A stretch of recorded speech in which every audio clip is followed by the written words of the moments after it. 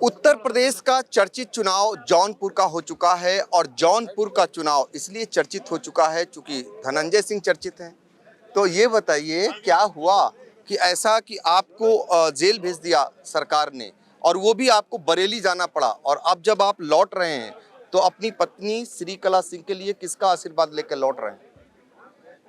अब देखिए, लगभग 2 महीने बाद मैं जेल से छूटा हूँ। मैं गया दर्शन करने कैंची धाम, बाबा का आशीर्वाद लिया, फिर वहाँ से निकल के अपने क्षेत्र में जा रहे हैं। आज पत्नी ने नामांकन भी किया है और मुझे पूर्ण विश्वास है कि 4 जून को परिणाम आएगा, वो परिणाम हम लोगों के पक्ष में होगा। पश्चिमी उत्तर प्रदेश का देख रहे होंगे माहौल और यहाँ का माहौल देख रहे हैं, सारे क्षत्रिय समाज के लोग बड़ी तादाद में आपके साथ हैं और आपका मजबूती से जौनपुर में अपना इकबाल भी है। क्या लगता है पश्चिमी उत्तर प्रदेश जैसा माहौल आपको भी मिलेगा और भाजपा के खिलाफ बिगुल फूंक कर आपको समर्थन देंगे क्षत्रिय समाज के लोग?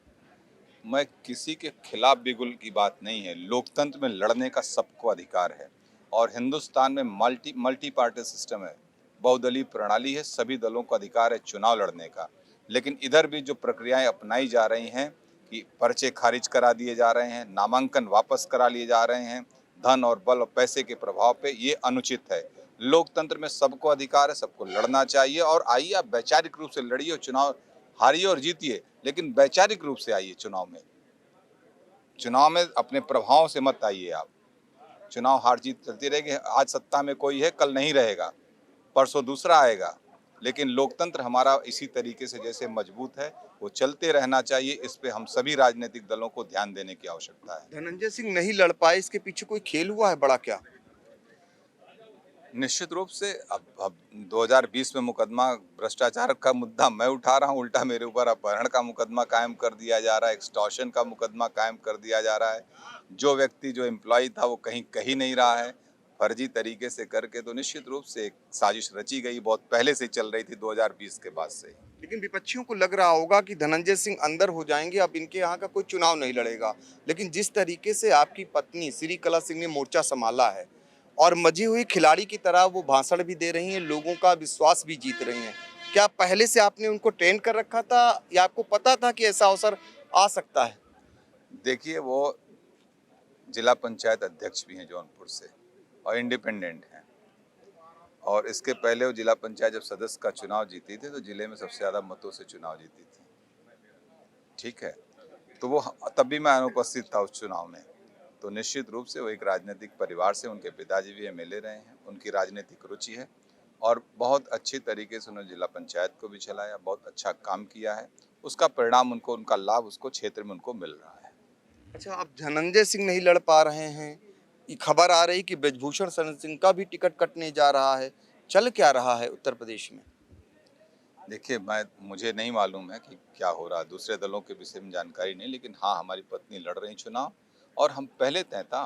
हम तो आपसे कह रहे हैं, अभी असेंबली के चुनाव हुए थे, मैं इंडिपेंडेंट चुनाव लड़ा, दो मल्ली में बाई इलेक्शन हुआ था, उसमें भारतीय जनता पार्टी की जमानत जब्त हुई थी। फिर जनरल इलेक्शन 2022 का हुआ, उसमें मैं चुनाव, उसमें भारतीय जनता पार्टी की जमानत जब्त हुई थी। हमारे यहाँ तो हम लोग चुनाव लड़ते हैं अपना, हम किसी को नहीं करते। हम अपना चुनाव लड़ते हैं और स्वतंत्र रूप से लड़ते हैं और सबको समान रूप से देखते भी हैं। और कभी जनता के ऊपर नाजायज लालच, लोभ और दबाव के साथ हम लोग चुनाव नहीं लड़ते हैं। हम लोगों के विचार को, अपने विचारों से लोगों का दिल जीतकर उनके साथ निरंतर रहते हैं, जिसका परिणाम है कि आज जौनपुर की जनता हम लोगों के साथ अपार स्नेह और प्यार दे रही। और सिर्फ आप अभी बात करें छत्री की, छत्रियों के साथ साथ हमारे हर वर्ग के लोगों का समर्थन हमारे साथ है। हम जाति, धर्म, मजहब की राजनीति नहीं करते हैं। हर वर्ग के लोग हमारे साथ रहते हैं, चाहे वो अमीर हो, चाहे गरीब हो, चाहे हिंदू, चाहे मुसलमान हो, सब लोग हमारे साथ रहते हैं। किसी की तादाद अधिक हो सकती, किसी की तादाद कम हो सकती है, लेकिन सबका समर्थन हमारे साथ रहता है। इसीलिए हम लोग इतने दिन से, पिछले 22 से 25 सालों से जौनपुर की राजनीति में एक स्तंभ के रूप में हम लोग हैं। आप मान रहे हैं कि जीत आपकी सुनिश्चित है, लेकिन हम ये जानना चाहेंगे कि आपके मुकाबले कौन है? भारतीय जनता पार्टी या फिर गठबंधन का मैंने तो प्रत्याशी? आपसे कह दिया कि अभी 2 चुनाव हमारे खिलाफ लगातार 20 और 22 में असेंबली का चुनाव लड़ी है भारतीय जनता पार्टी, जहां अपनी जमानत नहीं बचा पाई। तो वो हम उसको तो हम कहीं देखते भी नहीं अपने यहाँ लड़ाई में। बहुजन समाज पार्टी के जो गठबंधन प्रत्याशी हैं। देखिए, उनके पास जातीय आधार का वोट बैंक है, लेकिन हम लोग चुनाव इसको अब मतलब चुनाव जीतेंगे, हम लोग अच्छे मतों से इसमें जीतेंगे, क्योंकि हमको हर वर्ग का समर्थन प्राप्त है। एक चीज और जानना चाहेंगे, आपकी पत्नी ने तमाम आशंकाएं जताई आपको लेकर, आपकी सुरक्षा को लेकर तमाम आशंकाएं जताई। अब क्या मानते हैं, आपको खुले माहौल में चुनाव प्रचार करने दिया जाएगा? देखिए, मैंने कहा ना, देश आज़ाद है, गुलाम नहीं है देश, और लोकतांत्रिक देश है। हम एकदम खुले उसमें वातावरण में चुनाव लड़ेंगे और लड़ाएंगे। बाकी जिसको जो अत्याचार करना होगा करेगा, उसका सामना भी किया जाएगा। इस बीच और एक खबर आई, अभय सिंह को लेकर फिर से मामला सुर्खियों में आ गया, और वो भी तमाम बयान आपको दिए होंगे, आपको सुनने में मिला होगा, शायद जेल में थे आप। उनका क्या कारण है इस तरीके से फ्रंट पे आना? देखिए, अभी राजनीति कर रहे हैं, राजनीति करने दिया जाए। कुछ लोगों को खाना भी नहीं हजम होता जब तक मेरा नाम न ले लें। मेरे नाम से कुछ लोगों की राजनीति चलती है, वो चलाते रहें अपनी राजनीति, ठीक है। और ये सब बयान हम लोग ना दें। कभी हम लोग इस विषय पे कभी और बात करेंगे चुनाव के बाद।